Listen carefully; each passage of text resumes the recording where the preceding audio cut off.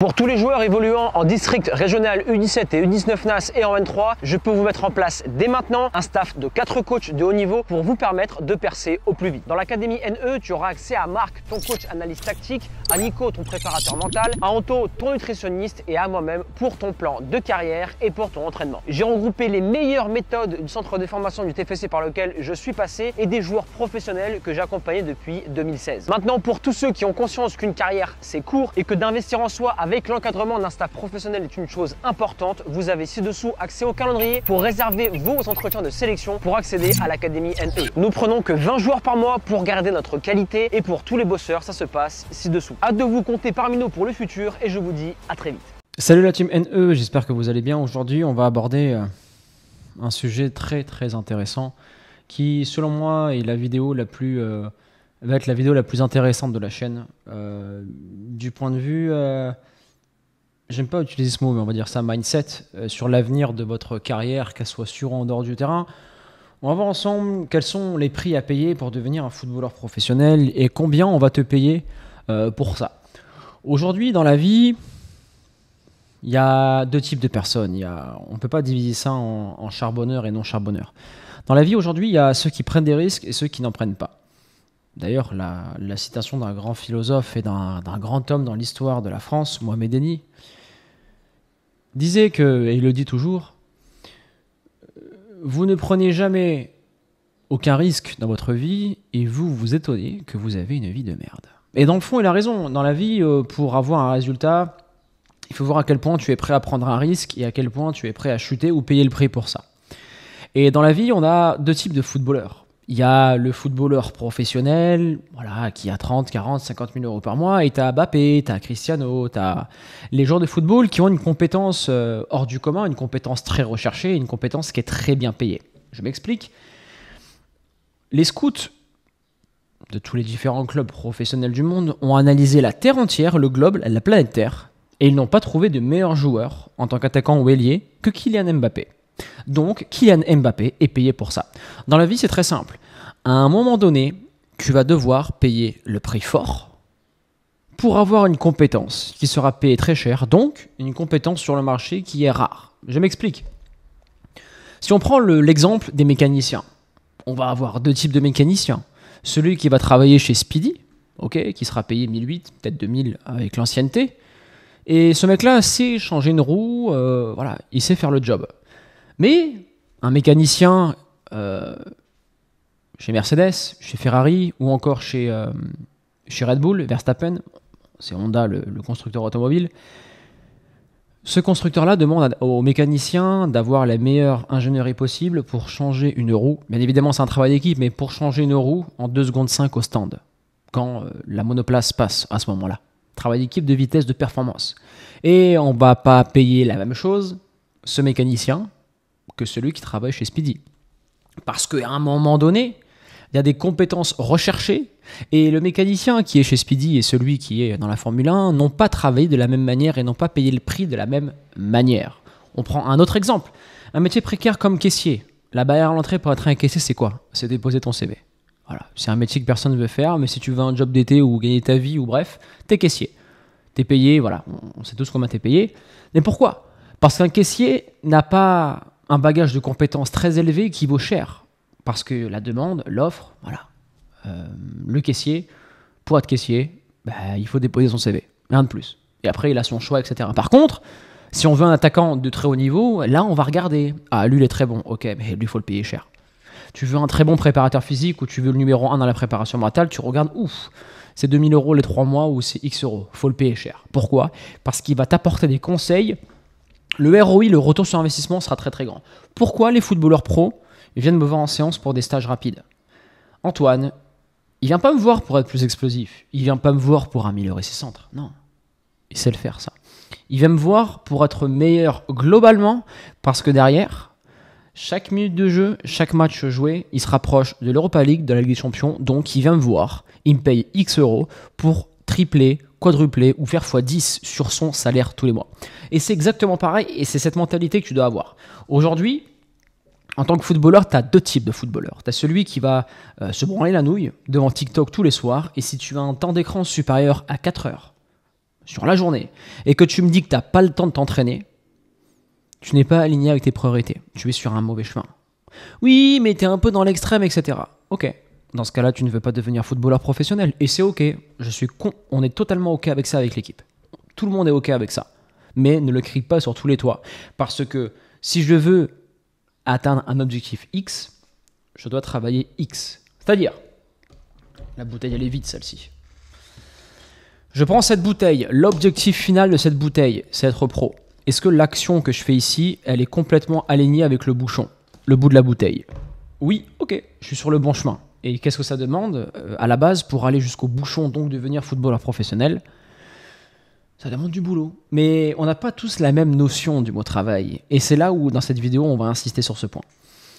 C'est-à-dire que un joueur comme Mbappé, c'est un joueur très conscient très tôt. Je vais poser anniversaire, je bosse et je fais le job. C'est-à-dire, quand tu veux devenir footballeur professionnel, les gens parlent de sacrifice, mais en fait, moi, j'appelle plutôt ça un choix de vie.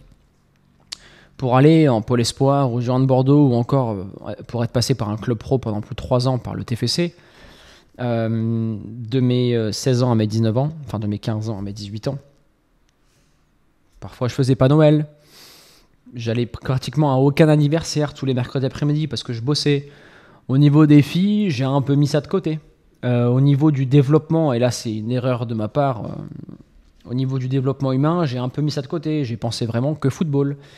Et en mettant ça au cœur, je mange football, je dors football, je m'entraîne football, je pars, je pense, je fais tout football. Me met directement en tête de liste, et c'est pour ça que j'étais un gamin très précoce. J'avais signé mon premier contrat en club professionnel à mes 12 ans, avant de rentrer en Pôle Espoir. J'étais déjà hyper précoce, parce que j'avais un temps d'avance sur tout le monde, et j'avais compris ça. Bien avant les années 2010. Je l'avais compris, et c'est maintenant ce que j'enseigne dans l'académie NE, le lien en description pour nous rejoindre, et c'est ce que je transmets depuis 2017 sur YouTube. Et quand tu travailles fort, tu as une compétence qui est rare. Et une compétence qui est rare, c'est une compétence recherchée et qui est très bien payée pour ça. Footballeur ou en dehors du terrain. Et là, tu vas sûrement te poser la question, ok Antoine, mais aujourd'hui, devenir footballeur professionnel, c'est tellement loin pour moi, pourquoi je mettrais tout ce travail pour y arriver? Parce que si tu veux faire un pari, par exemple, Rome à pied, c'est tellement loin que tu n'as pas envie de commencer. Mais en faisant le premier pas, et en voyant sur chaque étape de ta route, sur chaque mètre, on appelle ça enjoy le process, profiter du voyage, adorer ce voyage-là, et bien sans faire le premier pas et sans te dire je vais aller à Rome à pied, tu ne t'autorises pas à le faire. Et c'est pour ça que ton père, ta mère et tout le monde te dit le football et la vie, c'est dans la tête. Si tu te dis que tu peux gagner X euros par mois, tu vas les gagner. Si tu te dis que tu vas devenir footballeur professionnel en mettant les moyens, je m'autorise, je pense, j'ai une vision longue, j'aligne point d'arrivée avec point de départ, j'aligne et je fais la différence, je fonce. Et c'est en s'autorisant de faire ça. Et tu sais, tu peux garder ce projet secret parce que quelque part, dire et exposer à ses parents le fait de devenir footballeur professionnel est complètement hors sol pour eux. Et c'est normal. Le rôle d'un père et d'une mère, de parents, est de protéger leur enfant. Et pour protéger un enfant, c'est lui assurer un avenir, etc. Et l'avenir est trop incertain dans le milieu du football, parce que c'est rare de réussir, donc c'est pour ça que les footballeurs sont payés cher. Et c'est facile d'avoir son bac, c'est facile d'être salarié dans une boîte, et c'est facile de trouver un job classique. Mais plus c'est facile, moins il y a de barrières à l'entrée, moins il faut de compétences. Donc aujourd'hui, la chose que tu dois avoir, et c'est pour ça que moi j'insiste sur le football, c'est que pour moi le football et le sport de haut niveau est une école de vie qui va te permettre d'acquérir des compétences très rares. Aujourd'hui, si tu es un tout petit peu bosseur et que tu arrives à mettre le téléphone de côté pendant une journée, bienvenue parmi le top des 1% qui bossent et qui prennent de l'avance sur les autres. Voilà.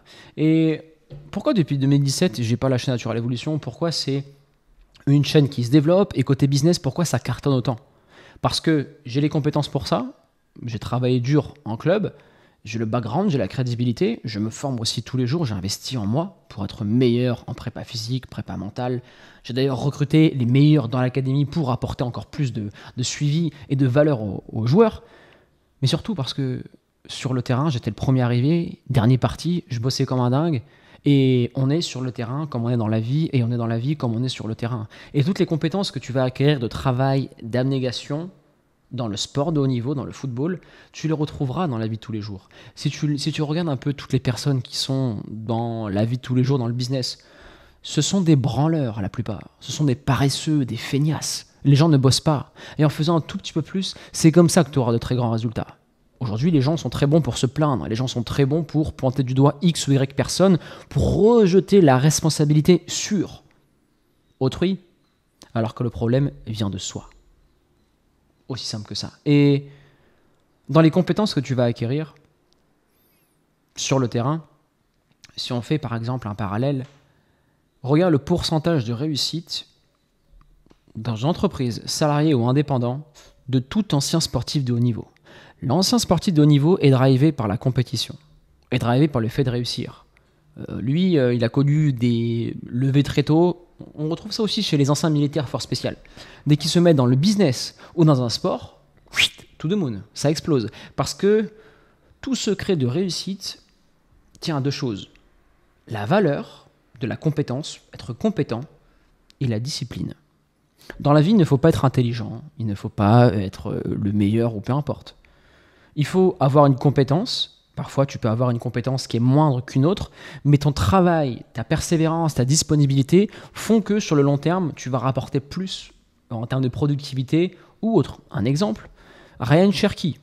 C'est un joueur qui a une très haute valeur parce que c'est un crack. Il est très bon. Techniquement, en équipe de jeunes, il a fait la différence. Mais il y a des joueurs moins bons en termes de talent pur qui apportent une meilleure sérénité et chiffrabilité, donc de production, à son poste. Des joueurs moins bons vont apporter 8 buts, 8 passes D par saison. Lui, il n'en aura que 1 ou 2. Donc, Cherky, tu dégages. Lui, je l'augmente parce qu'en termes de compétences, enfin, en termes de résultats, il m'a apporté plus. Donc, lui, je le mets, toi, tu sacs et je te vends. C'est là où on peut dire qu'un joueur est surcoté par rapport à sa valeur en termes de talent et par rapport à ce qu'il produit sur un terrain. C'est pour ça que les gens ont beaucoup débattu sur on va faire un débat parallèle, Paul Pogba. Par rapport à ce qu'il produisait à son niveau, les gens trouvaient que c'était trop bas. Voilà. À tort ou à raison, c'est pas mon problème. J'ai pas envie d'ouvrir ce débat là-dessus. D'ailleurs, c'était pas un joueur que je regardais beaucoup à la Juve et à Man U. Et voilà, l'idée est là. Et aujourd'hui, pour conclure cette vidéo, s'il te plaît, sors le chéquier de la vie, sors la carte bleue de la vie, tu composes le code et tu payes cher. Tu payes cher dès maintenant. Pas en termes d'argent, en termes d'énergie. Bon, le temps c'est de l'argent, donc on peut dire ça, on peut faire un petit parallèle en termes d'argent. Mais le jeune qui fait avocat, médecin ou qui fait un travail avec une compétence rare sera très bien payé dans le futur. Alors le médecin, pendant 10 ans de sa vie, il souffre, mais après il a une vie extraordinaire et une expérience de vie de dingue. Aujourd'hui, une personne qui dit « j'arrête les cours, je vais travailler à 16 ans dans la mécanique », lui a deux options. Soit il travaille dans la mécanique toute sa vie et il va avoir le dos en vrac, il aura une retraite de merde, bon il n'y aura pas de retraite pour notre génération, et il aura une expérience de vie pourrie, si par exemple le gosse il a une dent qui casse, ou si je sais pas, il y a un problème à la maison, c'est bon, le mec a découvert sa vie, son mois est ruiné. Ou sinon tu as la deuxième option, c'est le mécanicien qui dit « ok, je suis mécanicien, je suis bon dans ce que je fais, je gagne pas assez, donc je paye le prix à un certain moment, je vois moi ma famille, je travaille pendant 1 ou 2 ans pour me former, pour devenir indépendant, savoir comment attirer du trafic, des prospects, des clients, pour monter mon centre de mécanique. Ou sinon, sortir une formation en ligne, faire des vidéos, etc., etc., pour développer une audience. Mais au bout d'un moment, il va falloir payer un prix, et le prix, soit tu le payes maintenant, soit tu le payes plus tard. Il y a un dicton qui dit le prix, soit tu payes le prix de la discipline, soit tu payes le prix du regret. Bon, en général, la discipline, ça prend quelques années. Et le regret, tu meurs avec dans ta tombe et ça dure, et ça dure, et ça dure toute ta vie avant que tu finisses entre 4 planches. Voilà. Qu'est-ce que tu veux que je te dise de plus? L'équation est simple. Et le déclic, si tu l'as pas, on va le faire ensemble. Fais caissier ou fais un métier... J'ai pas envie d'être trop dur sur YouTube parce qu'après je vais avoir les caissiers sur le dos. Quoique non, je pense pas que les gens avec de l'ambition font caisser toute leur vie. Je pense qu'ils l'ont fait comme moi. Moi j'ai fait caissier un moment juste pour le mois d'été. Et j'ai fait mise en rayon chez Leclerc. Et après j'ai fait livreur Deliveroo. Et en fait j'ai tellement vu ce que c'était le métier précaire. Être vraiment une sous-merde en termes de rémunération, en termes d'importance. Voir aussi les sujets de discussion, ce que les gens proposent. En fait, c'est un cercle dans lequel tu ne peux pas évoluer. Dans ce cercle-là, les gens, ils fument. En fait, ils attendent qu'une seule chose, c'est le café, leur clope, te parler de politique, se plaindre, pour après dire bah, ça va comme un lundi. Comment veux-tu évoluer avec des gens qui pensent ainsi? Et parfois, je me demande, est-ce que les gens sont comme ça, ils pensent ainsi parce qu'ils sont dans ce cercle-là, ou ils sont dans ce cercle-là parce qu'ils pensent comme ça? Peut-être que c'est le serpent qui se mord la queue et j'aurais peut-être pas de réponse. Mais moi, je pense que si on veut s'extraire d'un milieu, il faut changer ce qu'il y a là-dedans. Et pour moi, ça passe par des vidéos comme je fais. Même si ça en a juste un seul, ça sera déjà un bon point parce que je pense... donc j'aurai des résultats qui sont en corrélation avec ce que je pense parce que je fais et après il y a les résultats. Et après c'est feedback, on apprentissage et on corrige. Donc s'il te plaît, toutes les personnes de basse valeur, la bassesse humaine, on les met de côté. Les gens qui n'ont pas de fortes compétences, on peut aller boire un coup avec eux, mais on est le résultat des quelques personnes que nous côtoyons au quotidien. Et si dans ton entourage, ça parle que de cul, de sein, ça parle de politique, ça parle de constat, ça se plaint, mais on n'est pas vraiment dans de la production, dans quelque chose qui stimule, qui te fait avancer. À ce moment-là, on raye de la carte et on fait autre chose et on se cultive sur YouTube au travers de livres, on monte en compétences. Une compétence qui nous fait kiffer. Moi, je te parle de football parce que le football, c'est un domaine dans lequel tu es. Si tu arrives vraiment à des niveaux N3, N1 et que tu pousses vraiment la compétence, de 1, tu vas gagner ta vie, de 2, tu seras aux portes du monde professionnel et si tu ne réussis pas, c'est pas grave. Avec tout le travail que tu as fait et ton background, tu pourras devenir agent, tu pourras rentrer dans le monde de haut niveau, nutritionniste, préparateur physique, kiné et j'en passe. Et tu pourras avoir d'autres portes d'entrée. Mais paye le prix à un moment donné parce que tout ce que tu mets, toutes les années de ta vie que tu sacrifies, il y a un juste retour des choses, tu vas le recevoir, tu vas avoir la recette un jour. On appelle ça l'effet cumulé. Tu vas avoir la recette et le résultat de ce que tu as fait. En bien ou en mal. Le bien en mal, c'est subjectif. Si tu as fait B, tu auras B à la fin. Si tu as fait A, tu auras A à la fin. Voilà. Si tu as rimbré toute ta vie sur TikTok, je dis pas que c'est bien, c'est mal, mais par rapport à mes objectifs, ça rentre pas dans mon annuaire, dans mon lexique. Donc, pour aller vers l'objectif pro, si c'est sur TikTok, que tu te branles la nouille, que tu penses qu'aux gonzesses, aller en boîte, etc., tu vas payer le prix fort. Tu vas être un gros lard à la fin de ta carrière. Tu vas être un mec sans compétences qui va se retrouver à la planque en faisant livreur. J'ai rien contre les livreurs, mais c'est un métier de la planque. Et ces personnes-là, au fond d'eux, détestent ce qu'ils font et ne veulent pas être livreur UPS ou encore Chronopost. Mais ils le font parce que c'est la planque et c'est une façon de se mentir à eux-mêmes et de retarder l'échéance. Voilà. Alors qu'on paye le prix, on se forme, on trouve des compétences sur et en dehors du terrain. Ça, c'est pas mon problème. Tu fais ce que tu veux, t'es un grand garçon, t'es une grande fille pour te former.